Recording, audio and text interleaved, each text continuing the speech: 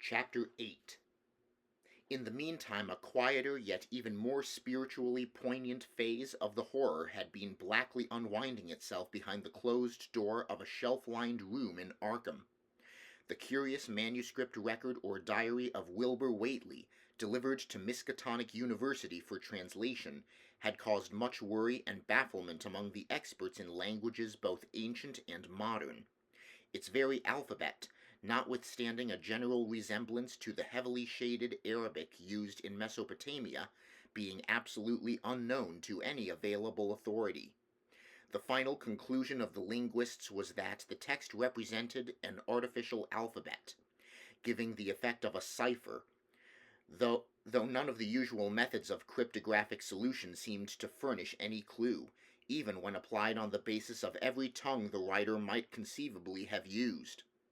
The ancient books taken from Whately's quarters, while absorbingly interesting and in several cases promising to open up new and terrible lines of research among philosophers and men of science, were of no assistance whatever in this matter. One of them, a heavy tome with an iron clasp, was in another unknown alphabet, this one of a very different cast, and resembling Sanskrit more than anything else. The old ledger was at length given wholly into the charge of Dr. Armitage, both because of his peculiar interest in the Whately matter, and because of his wide linguistic learning and skill in the mystical formulae of antiquity and the Middle Ages. Armitage had an idea that the alphabet might be something esoterically used by certain forbidden cults which have come down from old times, and which have inherited many forms and traditions from the wizards of the Saracenic world. That question, however, he did not deem vital, since it would be unnecessary to know the origin of the symbols if, as he suspected, they were used as a cipher in a modern language. It was his belief that, considering the great amount of text involved, the writer would scarcely have wished the trouble of using another speech than his own, save perhaps in certain special formulae and incantations. Accordingly, he attacked the manuscript with the preliminary assumption that the bulk of it was in English. Dr. Armitage knew, from the repeated failures of his colleagues, that the riddle was a deep and complex one, and that no simple mode of solution could merit even a trial. All through late August he fortified himself with the massed lore of cryptography, drawing upon the fullest resources of his own library, and waiting night after night amidst the arcana of Trithemius's Polygraphia, Giambattista Porta's De Furtivis Literarum Notis, de Vigenère's Traité de Chiffre, Falconer's Cryptomenesis Patefacta, Davies and Thickness's 18th century treatises, and such fairly modern authorities as Blair, von Martin, and Kluber's Cryptographic.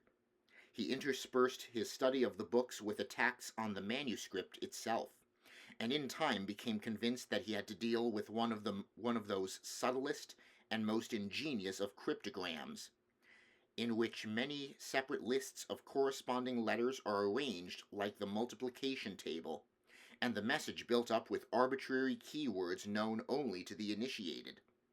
The older authorities seemed rather more helpful than the newer ones, and Armitage concluded that the code of the manuscript was one of great antiquity, no doubt handed down through a long line of mystical experimenters.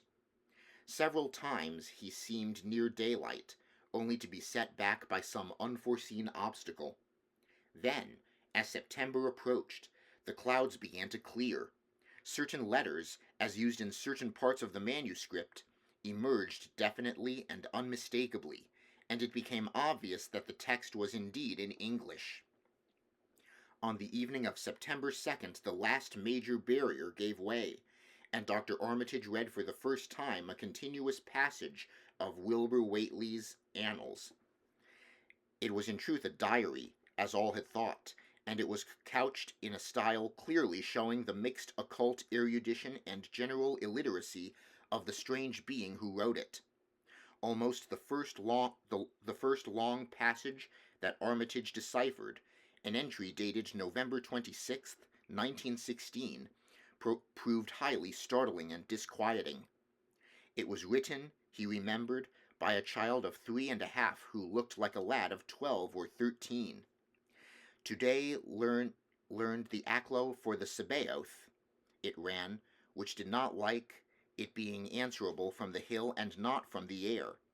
That upstairs more ahead of me than I had thought it would be, and is not like to have much earth brain. Shot Elam Hutchins's collie, Jack, when he went to bite me, and Elam says he would kill me if he dast. I guess he won't. Grandfather kept me saying the dough formula last night, and I think I saw the inner city at the 2 magnetic poles. I shall go to those poles when the earth is cleared off, if I can't break through with the Doe-Hana formula when I commit it. They from the air told me at Sabat that it will be years before I can clear off the earth. And I guess Grandfather will be dead then, so I shall have to learn all the angles of the planes and all the formulas between the YR and the NHHNGR. They from outside will help, but they cannot take body without human blood. That upstairs looks it will have the right cast. I can see it a little when I make the Vorish sign or blow the powder of Ibn Ghazi at it. And it is near like them at May Eve on the hill. The other face may wear off some. I wonder how I shall look when the earth is cleared and there are no earth beings on it.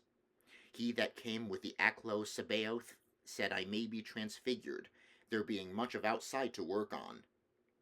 Morning found Dr. Armitage in a cold sweat of terror and a frenzy of wakeful concentration. He had not left the manuscript all night, but sat at his table under the electric light, turning page after page with shaking hands, as fast as he could decipher the cryptic text. He had nervously telephoned his wife he would not be home, and when she brought him a breakfast from the house he could scarcely dispose of a mouthful. All that day he read on, now and then halted maddeningly as a reapplication of the complex key became necessary. Lunch and dinner were brought him, but he ate only the smallest fraction of either. Toward the middle of the next night he drowsed off in his chair, but soon woke out of a tangle of nightmares almost as hideous as the truths and menaces to man's existence that he had uncovered. On the morning of September 4th, Professor Rice and Dr. Morgan insisted on seeing him for a while, and departed trembling and ashen gray. That evening he went to bed, but slept only fitfully. Wednesday, the next day, he was back at the manuscript, and began to take copious notes both from the current sections and from those he had already deciphered. In the small hours of that night he slept a little in an easy-chair in his office, but was at the manuscript again before dawn.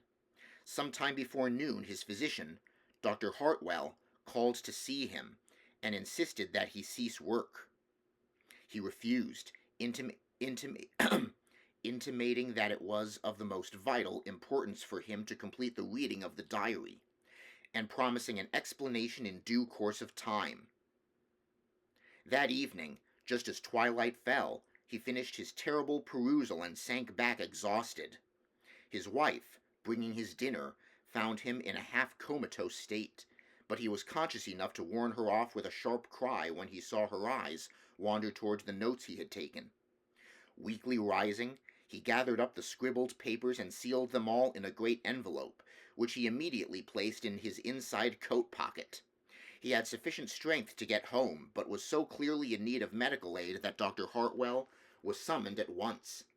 As the doctor put him to bed, he could only mutter over and over again, "But what in God's name can we do?" Dr. Armitage slept, but was partly delirious the next day. He made no explanations to Hartwell, but in his calmer moments spoke of the imperative need of a long conference with Rice or Morgan.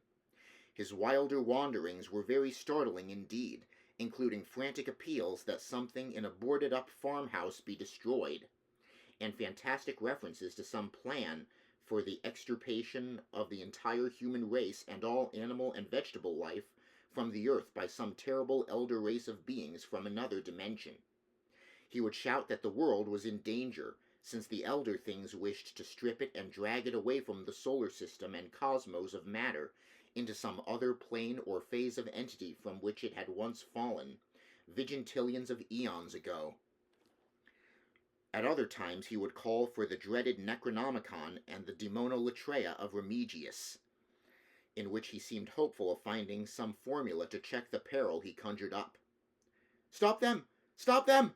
he would shout. "Those Whateleys meant to let them in, and the worst of all is left. Tell Rice and Morgan we must do something. It's a blind business, but I know how to make the powder. It hasn't been fed since the 2nd of August, when Wilbur came here to his death, and at that rate." But Armitage had a sound physique despite his 73 years, and slept off his disorder that night without developing any real fever. He woke late Friday, clear of head, though sober with a gnawing fear and tremendous sense of responsibility. Saturday afternoon he felt able to go over to the library and summon Rice and Morgan for a conference, and the rest of that day and evening the three men tortured their brains in the wildest speculation and the most desperate debate.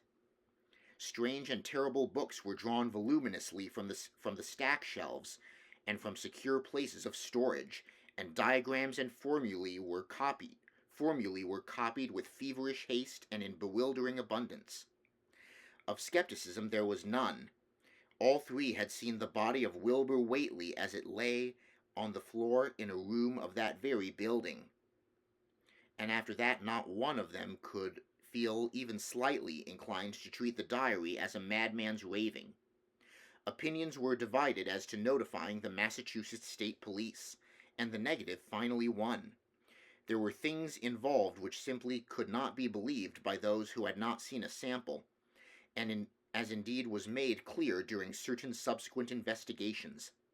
Late at night the conference disbanded without having developed a definite plan, but all day Sunday Armitage was busy comparing formulae and mixing chemicals obtained from the college laboratory.